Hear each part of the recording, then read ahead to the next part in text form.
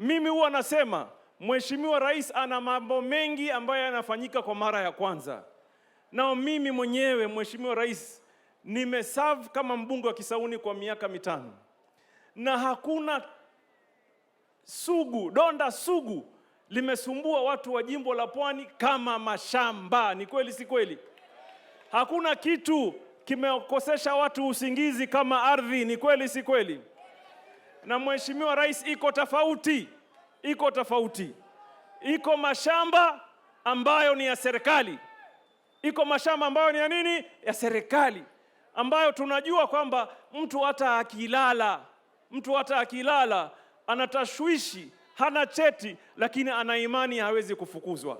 Lakini Mheshimiwa Rais, watu wetu wamekaa katika mashamba miaka nenda miaka rudi, hawana cheti, wana wasiwasi kama sasa ama baadaye watakuja Rambwa. Ni kweli si kweli? Ni kweli si kweli?